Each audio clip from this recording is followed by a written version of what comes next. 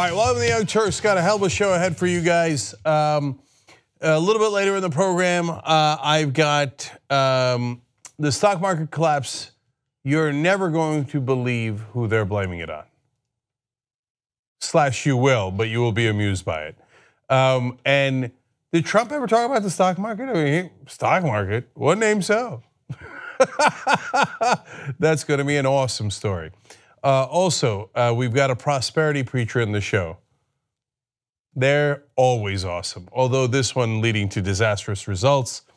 We will tell you about that a little bit later in the program. And I had warned you guys that the TYT party / rally was going to be sold out. It now is. Nana boo boo. I'm just kidding. I'm kidding. No, it is sold out. But a little bit later in the program, I'll tell members how they can upgrade their tickets, get more tickets, and be able to watch the party from wherever they are. So tytnetwork.com/join to become a member. I'll tell you about that a little bit later.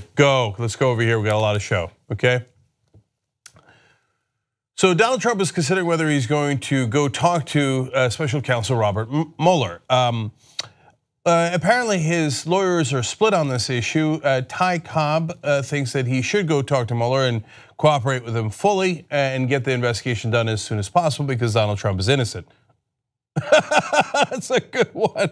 Anyway, all the other lawyers for Donald Trump are saying in unison, no, don't go to talk to Mueller. And the New York Times has the story, and as you'll see, there's a good reason for him to duck. Lawyers for President Trump have advised him against sitting down for a wide-ranging interview with Special Counsel Robert S. Mueller III, according to 4 people briefed on the matter. Let's find out why.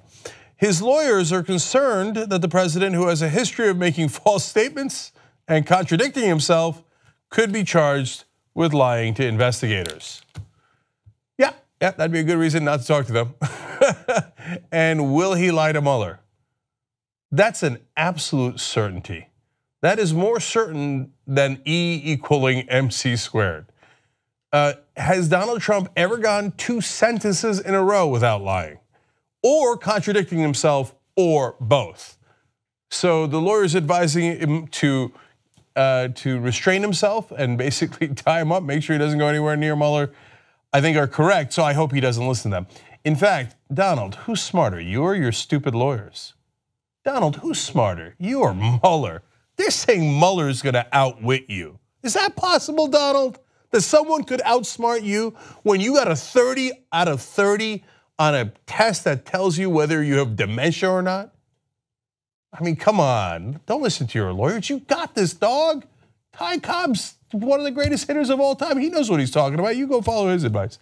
Anyway, their stance puts them at odds with Mr. Trump. Yes, okay, who has said publicly and privately that he is eager to speak with Mr. Mueller as part of the investigation into possible ties between his associates and Russia's election interference and whether he obstructed justice.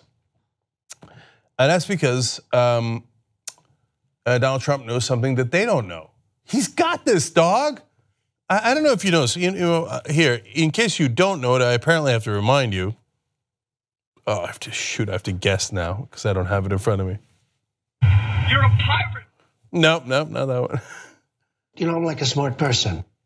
There he is, he's like a smart person. What else do you need? New York Times continues, Mr. Trump's penchant for bravado has been a factor that his lawyers must contend with. The president has bragged to some aides that he would be able to clear himself if he talked to Mr. Mueller's team. And in fact, Donald Trump has said publicly, quote, I'm looking forward to it, actually. This is why Donald Trump beat George W. Bush in a poll that we had as to who was dumber. Because at least Bush knew that he wasn't that bright. Trump really thinks that acing a dementia test means he's a very stable genius. This buffoon thinks he's smarter than Robert Mueller and would, in the middle of an interview, convince Mueller that he didn't do it. He'd just talk him into it. Oh, please try, Donald. Whatever you do not listen to your advisors. They don't have your best interest at heart. You, on the other hand, can convince all those prosecutors that you didn't do it. Good luck with it. Hey, and by the way, if you didn't do it, what do you have to hide, right? here are people counseling otherwise. Though New York Times explains it would be certain to prompt accusations if he doesn't do it that the president is hiding something, and a court fight could prolong the special counsel inquiry, casting a shadow over Republicans as November's midterm elections approach or beyond into the president's re-election campaign. So that's another good reason to do it, because it will cast a shadow, and you might have to face a grand jury, which would be even worse for Donald Trump. Now, refusing to sit for an interview opens the possibility that Mr. Mueller will subpoena the president to testify before a grand jury. There it is, setting up a court fight that would drastically escalate the investigation and could be decided by the Supreme Court. So, look, it could go either way. His advisors are saying on a political front, maybe you could just stretch it out and until Mueller's investigation becomes untenable and they can't ever talk to you, or it creates a constitutional crisis when you don't listen to a prosecutor. And by the way, you must, because of the Nixon tapes, we came to the conclusion, which should have been obvious all along, that the president is not above the law, and if he has a subpoena, he must actually go and follow through on it like any other citizen would. So if he doesn't, that would create a constitutional crisis, and we don't know how that would wind up. But in all seriousness, I think that Donald Trump should speak to the prosecutor because he has legitimate questions to ask, and it's true. If he really didn't do it, then he doesn't have anything to hide.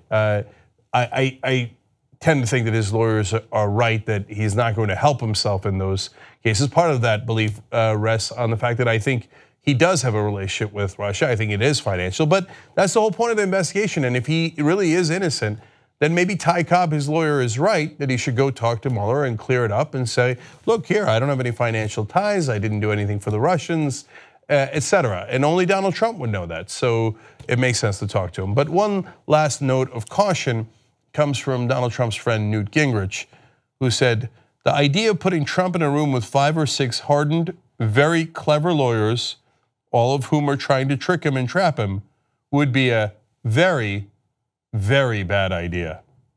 In other words, they are clever, and I'm not convinced that he's a very stable genius. And so that could be a recipe for disaster.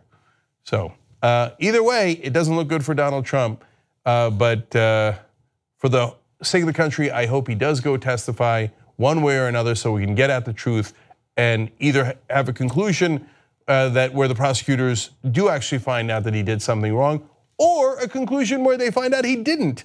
But either way, have a resolution. And for the rest of us, also a bit of entertainment, because that testimony is going to be outrageous any way you slice it. Okay, now moving on to another Donald Trump story, this time about his instability. And I think that it's a little bit of fun, but it's mainly very important for what could happen next, okay? Fun, I mean, fun's a relative term in the Trump era, right? When anything can go wrong. Okay, so Vanity Fair has an interesting article from Gabriel Sherman about Donald Trump and more internal drama at the White House. Now, this could have huge consequences depending on how it shakes out, because I believe Donald Trump is unstable, although, again, he claims to be a very stable genius, and that, in fact, that's one of his top 2 traits in his life, that he has mental stability. Okay, if you got to brag about that, you might have stories like this. So we go to Vanity Fair. After the much hyped Nunes memo failed to deliver the narrative reset that the White House hoped for, Donald Trump is discussing a shakeup to his West Wing, 3 sources familiar with the president thinking told me. These people say the president is increasingly frustrated that members of his administration aren't going to war for him, and he's being encouraged by his daughter Ivanka to bring in new blood. Excellent. That's what I like to hear. Now, here's why. Now, look, it's a little bit dangerous. John Kelly is the only guy keeping this guy on an even keel. John Kelly is his chief of staff, former general, and I'm not a fan of John Kelly. I think he's deeply right-wing. That's why he's part of the Trump administration, but at least he's not a lunatic, so he has kept out a lot of the crazies from the White House, tried to keep Donald Trump as even-tempered as he could possibly do, which is an unenviable task. Without John Kelly, these clowns will go to war with each other again. They'll form more circular firing squads, there'll be more leaks than ever, and Donald Trump will become more unstable than ever. The reason I say it's dangerous is because Of course, he's the president of the United States and has access to nuclear weapons, and that's the main concern about Donald Trump. The good part of that is that you can speed up the clock for when he's leaving office. If John Kelly goes tick, tick, tick, tick, tick, tick, tick, tick, until Trump blows himself up, hopefully he doesn't blow up the world along with him and not the economy, but certainly his own administration.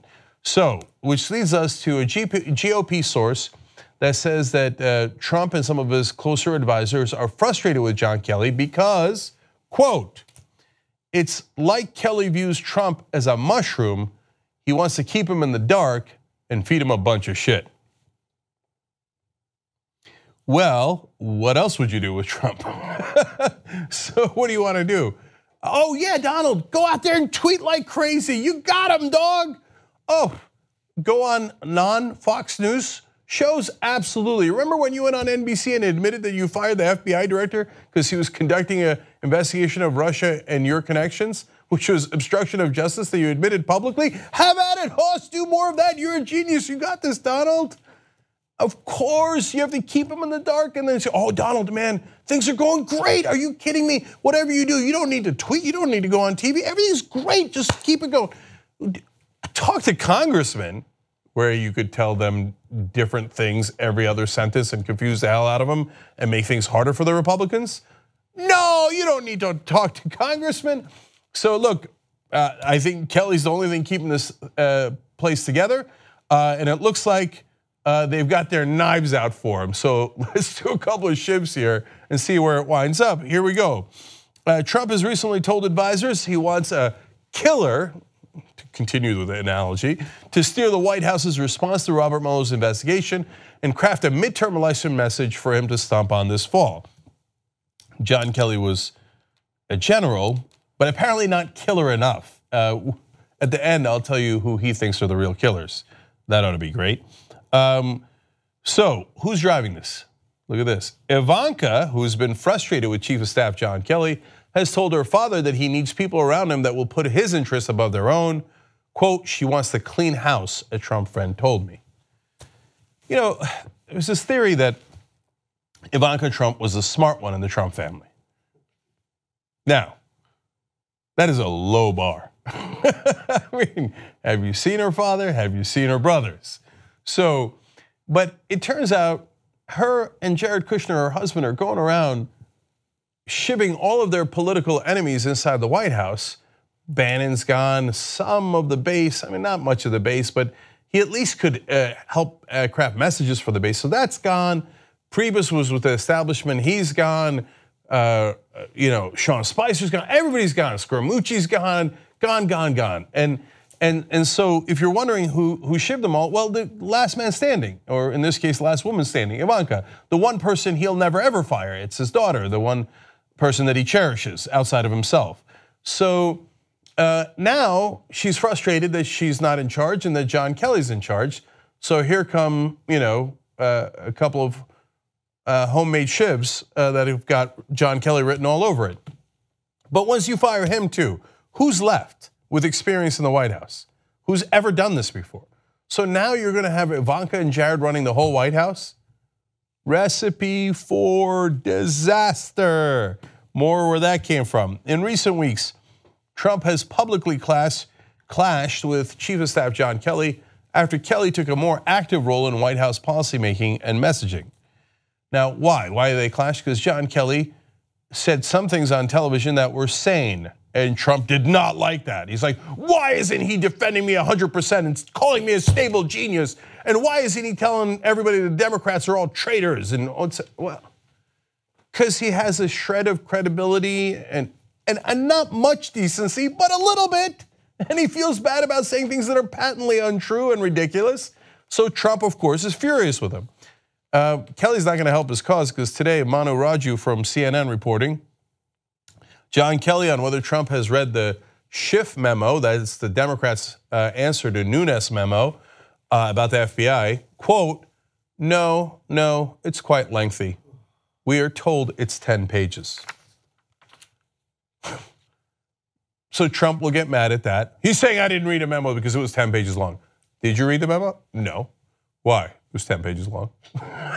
But he shouldn't say that. He should say I'm a stable genius and that I'm like a smart person.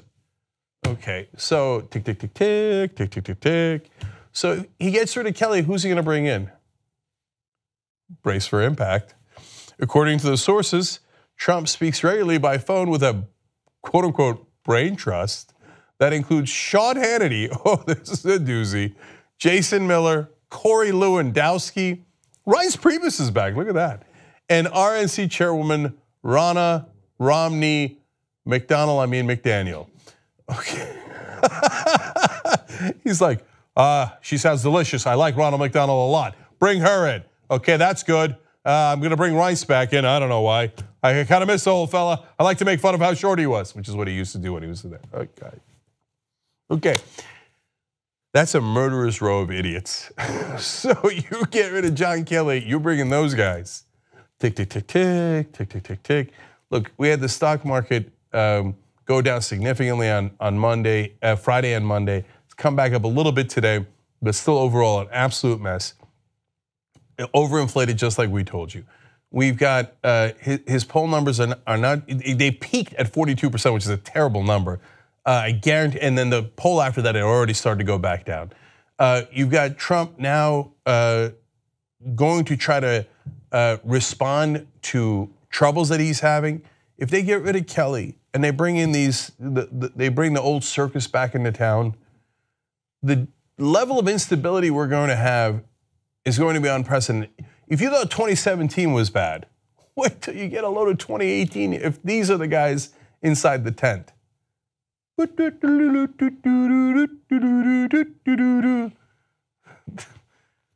The minute Kelly's fired, if he's fired, set the timer because Trump's presidency is in a world of trouble and it will just only get worse from there. It'll be a vicious cycle that spirals down. Okay, I know, I can see the trolls now. Oh yeah, right, you said that before, Trump's awesome, you're gonna see it in the news. If they get rid of him soon, he ain't gonna make it to 2018. I've been saying that from the beginning, to be fair, okay? And I mean the 2018 elections, and he ain't going to. Let's see what happens. Okay.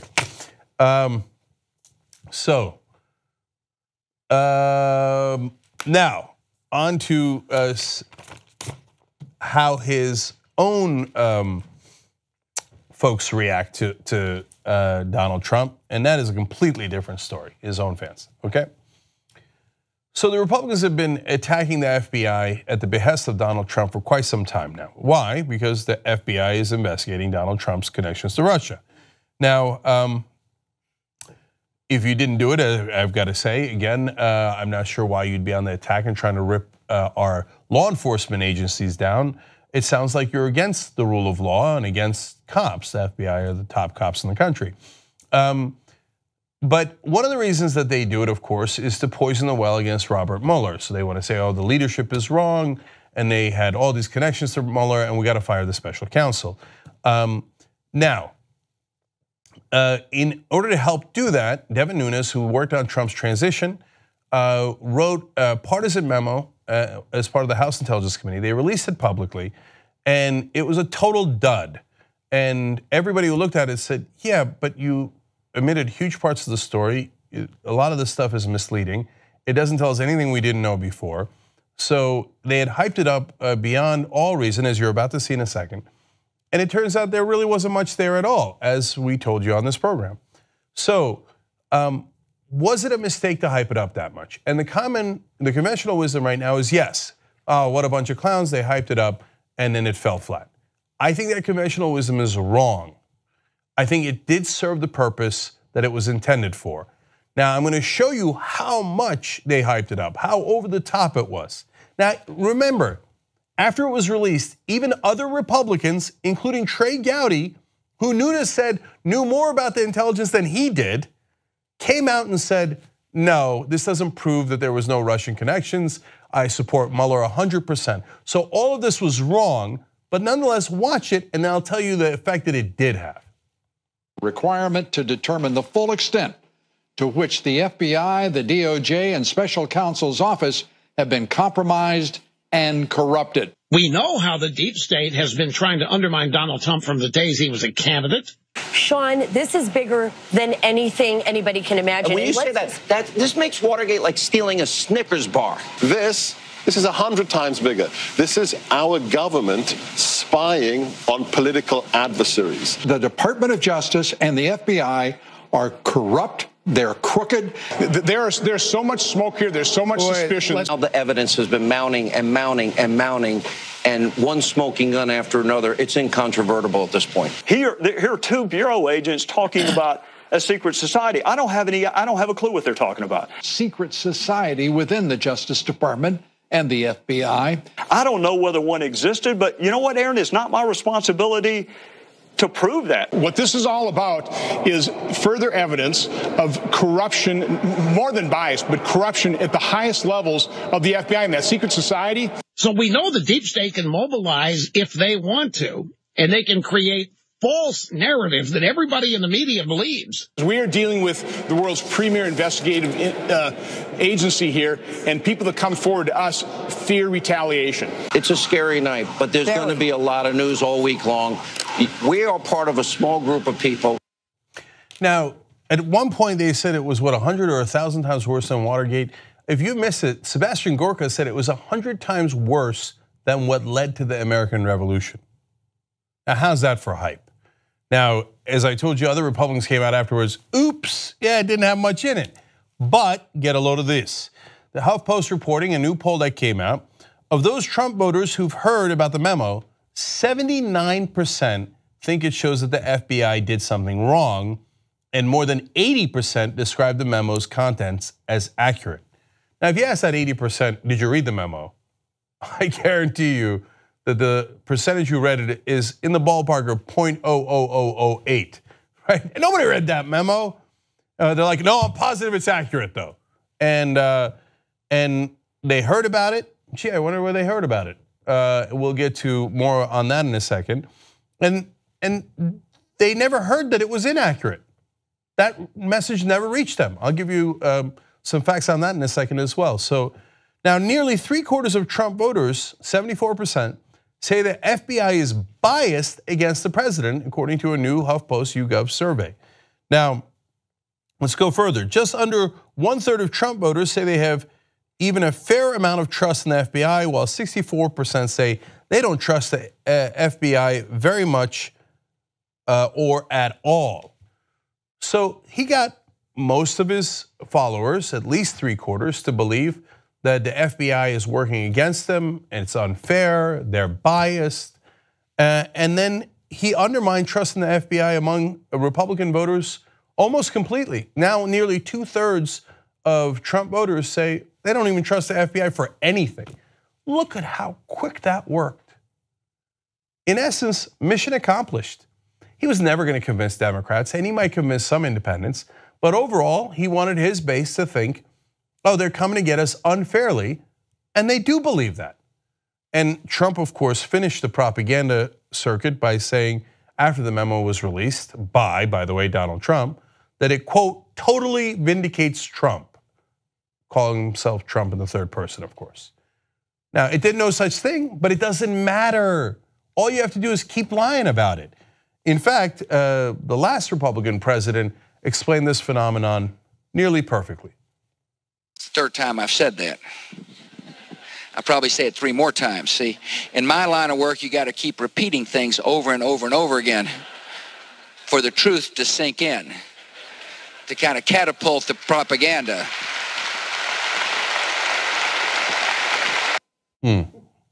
So somebody told Bush that that's how we catapult the propaganda. He was supposed to stop the sentence at for the truth to set in, but he couldn't help himself and accidentally actually catapulted the truth in that last part of the sentence, which was, this is how we do propaganda. We just keep on repeating it. Now, they explained that Hillary Clinton voters and independents did not see the memo or the FBI in the same light, and that they still support the FBI overwhelmingly. Now, here comes the interesting part. The two groups are also, meaning the Trump voters and the people who didn't vote for Trump, are also getting their news about the memo from distinctly different places. A majority of both Clinton and Trump voters who followed the story say that cable TV was among the sources they relied on. But while those Clinton voters tuned in largely to CNN and MSNBC, The Trump voters who watched cable coverage of the story were overwhelmingly likely to say they'd seen it on Fox News. So that is why we have the different realities that we do in America today, where one side gets some degree of facts from traditional media, and you might say with bias loaded in, and everybody's got a different version of what that bias is. The other side has a completely different reality, detached from facts altogether. Did the memo actually prove that the FBI was trying to do a coup against the president or overthrow him or get him out of office? No, not remotely. But Fox News says it anyway, and that becomes the reality for the Trump voters, who are not even watching anything else. They're not reading anything else. They're getting all their news from Fox, so they think that's what's true. So that leads us to this divided nation. HuffPost explaining here, overall, that leaves 35% of Americans who've heard about the memo saying that it shows the FBI did something wrong, and another 34% that it vindicates the Bureau, with the rest unsure. And that's kind of where we have it. A third of the country says Trump is right, facts be damned. A third of the country says Trump is wrong. By the way, that 34% saying that the memo vindicates the Bureau makes no sense either. The memo is damning of the Bureau. The memo's wrong, that's a different question, but it doesn't necessarily vindicate the Bureau. So now you got another third that says, no, Trump is always wrong, and another third sitting in the middle confused, and somewhat rightfully so. Look, when you have one side that job is to just do propaganda because the facts do not suit their purposes, and they attack all the different sources that bring you news, media, professors, schools, scientists, and they replace it with their propaganda that they are catapulting. You set up a dangerous situation where we have a country that lives in two different realities, and that's where we are today. So the FBI, if they come out, the special counsel, with overwhelming evidence that the president has broken a law, or maybe several laws, 1/3 of the country will never believe them. They won't even bother to look at the facts. They won't read it. They'll tune into Fox News, and whatever Fox News tells them, and whatever Donald Trump says on his Twitter account, they will repeat. So that sets us up for a crisis. Let's hope it doesn't happen. Let's hope cooler minds prevail at some point if there is a reckoning. Let's hope that somebody can talk Donald Trump into settling this amicably. As I say that sentence out loud, it certainly doesn't appear that that'll happen. And by the way, it's also possible that Mueller doesn't get him, in which case, yes, then he'll continue on with the rest of his term, and the reckoning will come in an election, and which is great, and they should. And let's hope those elections are fair and honest, and that they don't pull two different realities on an election. But as things stand now, if Mueller does find evidence of a crime, about 35% of the country will likely never believe it. That's pretty dangerous. All right, we got to take a break. Afterwards, like I told you, we're going to talk a little bit about the stock market collapse and the Republicans' hilarious excuse for it, and a prosperity preacher spreading disease. Amusingly so, but still problematic. We'll show you.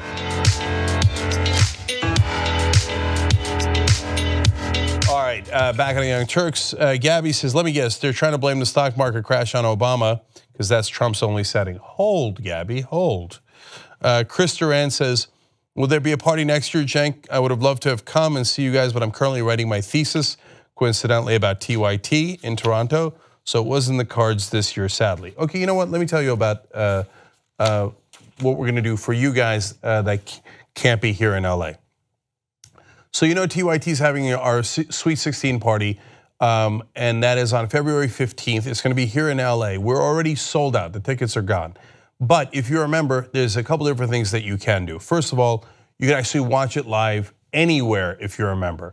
So we'll have cameras in there so the live audience can watch it and members can watch it. So in order to become a member, tytnetwork.com/join. And then once you are a member, if you want to watch any of our live events, go to tytnetwork.com/memberslive, and you'll be able to watch it on February 15th at 8 p.m. Pacific. It is going to be a little bit late for you guys on the East Coast. It's 11 o'clock Eastern. We're going to have a full show for you guys. All of our top hosts will be there. Jimmy Dore will do a comedy set. We'll do some political speeches, and we'll also go through all the fun things that we've done at the Young Turks in the last 16 years to the best of our ability. Now, members can also participate at the party by sending in your own videos. So you can figure out how to do that. Keep it to about 20 seconds because we want to show as many as possible. Go to tytnetwork.com/communications to do that, to submit your own video so you can be featured during the party. And then if you're a member and you've already bought a ticket, because you can't buy any more tickets, if you bought a ticket, there's two ways that you can upgrade. One, we're going to submit we're going to submit your names for people who bought tickets to a random lottery that we're going to do internally, and see if you get upgraded to VIP status. So that'll be cool. Get to meet and greet with the hosts and also participate in taking pictures, etc. Now, if you have a regular ticket, a general admission was just $10. You could also be you could be upgraded to VIP. If you already bought a VIP ticket, you can get an extra general admission ticket if you're a member. Now, if you're a member and you already bought a ticket, you don't have to do anything more, okay? But if you have bought a ticket and you're not a member, you could enter this lottery for those two perks if you upgrade to being a member. So tytnetwork.com/join to do that. Okay, I've got other stories to get to, so let me go forward on that. I hope you guys got all that. Let me just give you a couple of last tweets here. Nick says, please, for the love of God, Donald, you have to show Mueller how smart you are. I agree. And Santos D with a good question. We'll leave it at this. Hey, Cenk, could you clear something up? I thought talking to investigators wasn't optional. Can Trump legally refuse to talk to Mueller? No, it's not optional. He theoretically cannot refuse to talk to Mueller, but he can drag it out. So he can say, nope, I'm not going to do it. And then they'll bellyache. Oh, the investigation still hasn't wrapped up. Oh my God, what are they doing? This is outrageous. And they could do those kind of delay tactics. And of course, Fox News will blast that 24/7. They'll do a countdown on how long the investigation has taken and try to run out the clock. So those are among their options. All right, let's go over here and do more stories. Man, I'm running out of time. All right. Okay.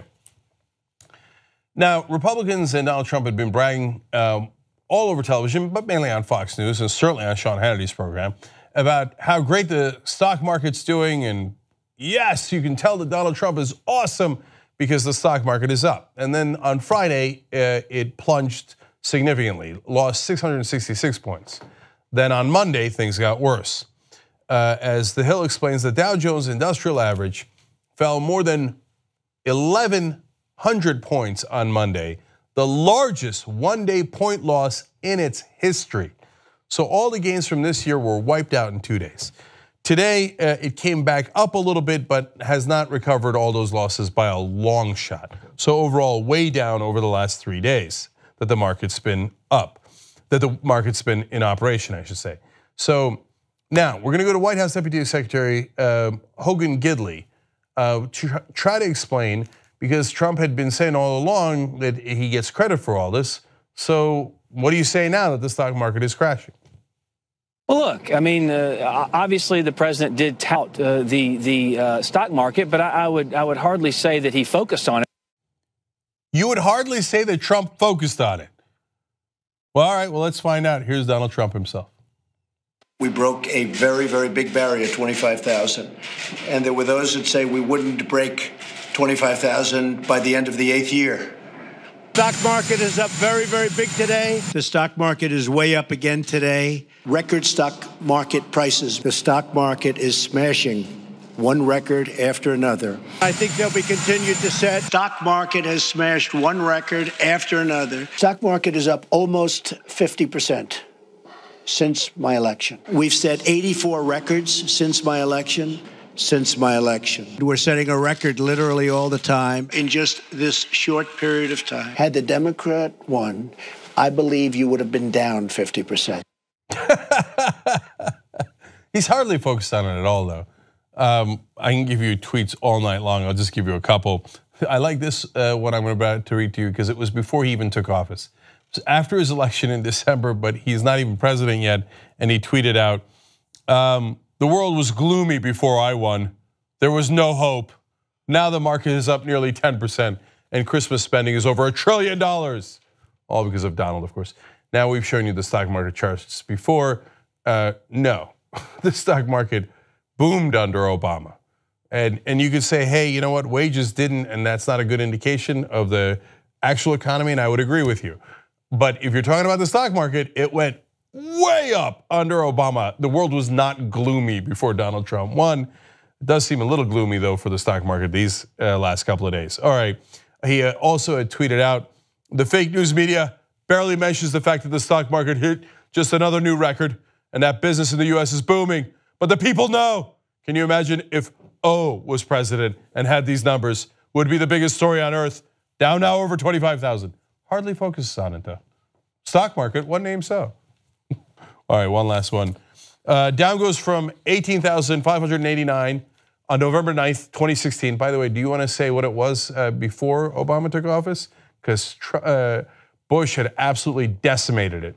Anyway, it goes to 25,075 today for a new all-time record, jumped 1,000 points in the last 5 weeks. Record fastest 1,000 point move in history. This is all about the Make America Great Again agenda. Jobs, jobs, jobs, $6 trillion in value created. Fastest 1,000 point move in history, he said, about how the stock market had moved up. The Dow Jones had moved up 1,000 points in a year. Well, as I just told you, it moved down 1,100 points in one day. So that would be a little faster. What do Republicans do? They take stable markets and stable economies and they pump them up to get the very top even richer and richer. So sub-house market under Bush, and they did derivative after derivative. They deregulated the banks, pumped it up, grew a bubble, and it burst. Under Trump, massive tax cuts for the rich, and all the deregulation of the banks again. Pump it up, the bubble gets higher and then bursts. It happens every time. And so that is why I was telling you guys that it was gonna happen this time as well. And Trump was bragging about how much value was created. Well, value lost on Friday and Monday. The Dow fell, on Monday alone, it fell 1,175 points, a 4.6% decline. Since January 26, 7.8% drop. So that represents nearly $2 trillion of paper wealth gone. So what happened to all the bragging? Well, I'm going to come back to Hogan Gidley, the deputy press secretary for Trump, because he's going to end the interview on an incredibly ironic statement. Watch. But no question, the president was involved and responsible for the increase in the stock market, but also in the overall economy, which, as you know, has been growing at anemic levels under the Barack Obama administration. First of all, that last part is untrue. But what? So he deserves credit for the rise up throughout the year because he was very involved in that. But the crash, no, then he became uninvolved and had nothing to do with that at all. They say all this with a straight face. Unreal. Okay, now, one more thing about the stock market rise and fall. So let's go to the next, thank you. So Donald Trump tried to take credit over and over again for the stock market increases, breaking records, he said. And he said, oh my God, it's up by 1,000 points in 1 year. It's the fastest rise ever. The economy is booming because of me. Sean Hannity and his buddies on Fox News backed that up and bragged about it to no end. And then the stock market crashed, as it almost always does under Republican presidents, because they overinflate what the top 1% gets, and it creates a bubble. So they lost 1,175 points in the Dow on Monday alone. Today it has bounced back up a little bit, bouncing back up I think about 579 points by the time that it closed. So getting almost Friday's losses back, which was 666 points, but still over 1,000-point loss on Monday unaccounted for. Overall, about 1,200 point drop, which is more than what Trump had bragged about in its increase over a year. So how is Sean Hannity going to handle this uncomfortable, unfortunate news? Well, he's got a great idea. It turns out it was someone else's fault. You'll never guess who. Let's watch. Because the Obama economy was so weak all of these years, we had just artificially cheap money. Now, what's cheap money? Cheap money is when you can borrow at ridiculously low rates. The era of cheap money at some point has to come to an end. And the government is the Fed has artificially kept the price of money down and the price of borrowing down. And now that's going to come to an end. And in many ways, it represents, Ashley Webster is the name. In many ways, it's a sign of the strength of the economy more than anything else. I'll give you an example of this. It looks like, Wall Street hit their bump today, but we could be on the verge of long expected correction. 10% is normal. So I think the underpinnings of the economy are so strong now that the adjustment is coming. Because I think a lot of people understand that cheap money is no longer going to be available. Look, I like to decipher these things for you, so I'll translate. That equates to. So let's get this right. The stock market crashes under President Bush. It does nothing but rise under Obama. Somehow that is weak numbers under Obama. When the stock market rises under Obama, that shows a weak economy. Now, in his first year in office, the stock market continues to rise under Trump. That's good, according to Hannity. And then it crashes. And the crash is because of Obama. Why? I don't know. Well, they had artificially cheap money. Okay, that's fair enough. And I think that Obama and Geithner and Summers and all those guys were printing way too much money at the Fed, but so did Trump. Trump didn't change any of that. So they continued those same policies and they all pumped that market all the way up until it was a bubble. So look, I'm not a partisan in that sense. I blamed Obama for a number of things that he did that I thought were not the right economic principles, including bailing out the banks, which the Republicans agreed to. I think that the Fed doing quantitative easing over and over and keeping interest rates too low was problematic. I thought it was going to create a bubble. But you can't say that Trump didn't do the same exact things. He did them and then added a giant tax cut for the rich and for corporations, which they used to do stock buybacks, which overinflated the market even more. How is that crash then only Obama's fault, but not Trump's fault? But if that twist in logic wasn't crazy enough, he then adds that the crash is actually a sign of how well the economy is doing now. What in the world? Okay, I can't even figure out how he jumped from that point A to point B on that one. So somehow the market rising under Trump is great, rising under Obama is bad, crashing under Trump is Obama's fault, but it's actually a good thing for Trump. What? I feel like all of Fox News segments should be followed by someone going, what? I have a good candidate for who that might be. Okay, I gotta take another break. All right, when we come back, I told you the prosperity preacher is spreading disease. I will show you that, and we've got so much more news for you guys. All right, come right back. You're gonna love the show. Go, go, go. All right, back on the Young Turks. Woke Poppy says, I tried to buy a ticket for the TYT party, but it wouldn't let me. When I tried again, it was sold out. Someone help. Sorry, there's no help coming.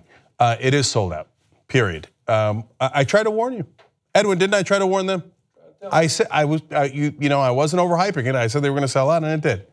So on the other hand, you can watch if you're a member. So no more tickets for live appearances, except if you're a member, either now, if you bought a ticket and you're already a member, or become a member, by Monday we're gonna do a lottery for upgrades and you might be able to bring a friend. So either way, tytnetwork.com/join to become a member to watch it anywhere. Vulturemax says, if Obama's economy hadn't been so damn stable for all those years, we wouldn't have panicked this week and jumped out of the world's most expensive game of chicken. So it's hence obviously Obama's fault. And I gotta go, but so I can't read the rest of the tweets. But I forgot to mention in the last segment, and Vulturemax, thank you for reminding me. If you follow Hannity's line of logic, it's Obama's fault that the market crashed, but after the crash will be stronger. Well, then shouldn't he be thanking Obama? Because it was Obama who made it crash, which makes it stronger. God, they're just such clowns over there in Fox News. All right, let's keep going. I got to tell you the other stories, okay? TYT investigates with another breaking news story about Health and Human Services Secretary Alex Azar. He has some conflicts of interest that TYT investigates as reported on earlier. He, of course, worked for Eli Lilly, which is a huge drug company. Azar coming in had promised that he was going to lower drug prices. In reality, at his former company, he had just counseled to shift drug prices onto employees rather than actually lowering them. So that was an earlier story that TYT investigates broke. Now let's go to this one by Jonathan Larson. First, he explains what Azar talked about during the confirmation. In his January 9th Senate confirmation hearing, Azar dismissed the notion that he wanted to impose work requirements on able-bodied adults. So he's saying, look, if you're talking about Medicaid, don't worry, we're not gonna put in any conditions that people have to work. If you're sick, you're gonna get the coverage. We're not gonna go and test you to see if you're doing X, Y, and Z before you get the coverage, because you're sick after all, right? Interesting, all right, well, in May 2017, Indiana asked the agency to let the state impose work requirements on its Medicaid beneficiaries. Azar traveled on Friday to Indiana, announced the approval for the waiver. What happened? I thought you weren't going to put restrictions on Medicaid and put work requirements in. I mean, his confirmation hearings were not years ago. They were on January 9th. He said, I'm not going to do that. Then he comes in, goes, of course I'm going to do that. What kind of an idiot would believe a Trump nominee? So look, I'm putting my opinion into it. You can read the article for yourself. Down below, we'll have the link in the description box on YouTube if you're watching there, or in the comment section on Facebook. TYT Investigates does objective reporting, and they bother to follow up on stories that no one else is following up on. So he's only 4 days, I should say, into being the Health and Human Services Secretary, and immediately he has violated his pledge to not impose work requirements on Medicaid. So now more on why he might have approved this waiver request from Indiana. Azar, the former head of Eli Lilly's US subsidiary, sat on the HMS board of directors from October 2016 through November 2017, when President Trump nominated him to run Health and Human Services. HMS was that company that he was on the board of. Well, they might have a dog in this fight. First, let me give you the financial implications potentially for Azar. At the time Azar stepped down from the company HMS, he reported having between $115,000 and $300,000 worth of HMS stock and stock options. So now, when TYT Investigates asked Health and Human Services, they say, no, he's already sold that stock, he's divested himself. Now, we've heard that before from the Trump administration. Come to find out later that wasn't necessarily the case. But in this case, they say that he did. But remember the revolving door. You work for one company, and then you go into a government office, you do a world of favors for that company, you come out of government service, and then you work for that same company or another company in that industry, or as their lobbyist, and you get paid millions of dollars. That's usually how this game is played. So, but let's be fair. Does HMS have anything at stake here if Indiana is granted that waiver and all of a sudden there's a new requirement to get Medicaid. Well, Indiana's Medicaid website named HMS as a subcontractor that audits Medicaid payments. The contract took effect last summer and lasts through June of 2021. It does not name HMS, but says the audit subcontractor will receive 13% of recovered funds as compensation. So if you're eliminated from getting Medicaid because you didn't meet their new work requirements, HMS goes to recover that money, or subcontractors like HMS, and they are listed as one of the subcontractors, and they get to keep 13% of the money that they recovered from you. Like, give me that money back from money you got because you were sick. So they'll chase you down and then take part of the proceeds. HMS has lobbied to have other states do this as well, and they would directly benefit from those decisions. So yet another Trump nominee helping one of his former companies gain more financially from the decisions that he is making. Look, TYT Investigates points out the facts. My opinion will not be surprising that I am adding on top of the story, which is that they are not getting rid of the swamp. They're building the swamp. They're adding to the swamp. Guys like Alex Azar are the swamp. So of course he's going to do favors for his former company, because the entire administration is built on the premise of corruption. And here it is, another case where that corruption is exposed. Okay, now let's go to the story that I've been promising you about prosperity preachers.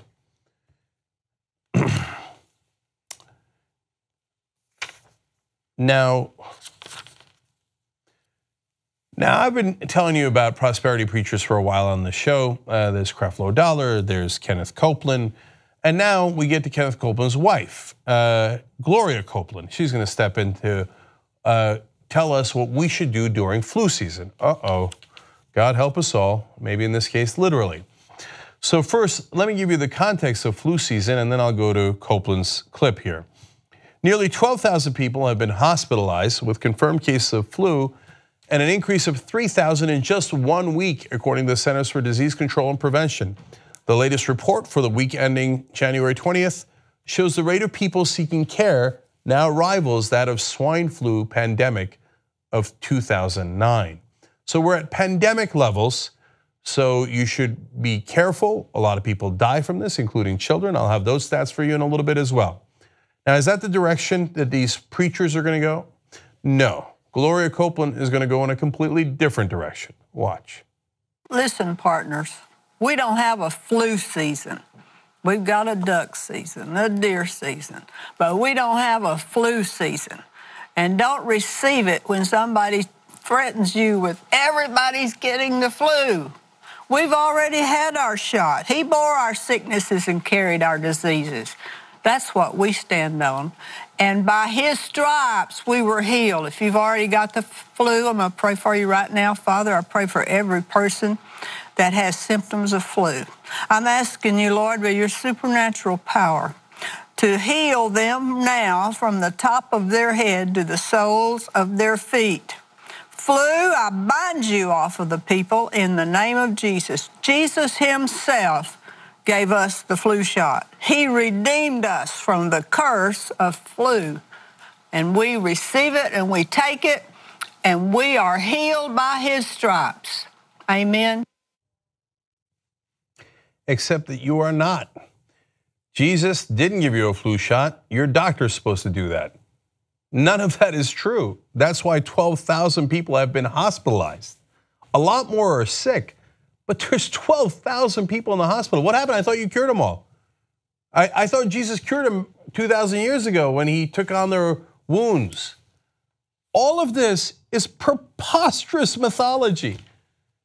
It would be the same if she came out there and said, oh no, it's okay because Apollo already talked to Athena and they have a deal that they gave you the flu shot and you have been cured. None of that is true. Okay, so with tens of thousands of patients flocking to hospitals and at least 37 children dead, this year's flu season is shaping up to be the worst in nearly a decade, and it's not over yet. So the 37 kids that died, that was somehow part of Jesus' plan? It's a weird thing. It almost seems like you're blaming Jesus, because if it was Jesus who was supposed to protect them, then I guess he failed. Look, I'm not the one putting it on Jesus, you are. So did Jesus kill the kids? What happened? I thought he already died for their sins and their heels and their wounds. I don't know what sins the kids have, but they died. They got families who are heartbroken over it. And these clowns, you know that the Copeland family, they raised over $30 million for a private jet. I showed that to you a couple of weeks ago. They were exuberant about it. Kenneth Copeland going around doing a little jig like, we got the jet, thanks to Jesus. They keep scamming you and scamming you. And it's one thing when they rob you and you willingly give them your money so they can go around in private jets. One of the reasons they said they needed a private jet was they didn't want to go on a passenger airline with the rest of us, because they said it's a tube filled with demons. That's how they look at you. But they couldn't leave well enough alone. Now they're trying to get you to make sure that you don't take a shot so that you or your kids can get sick. Oh man, to say it is ungodly is an understatement.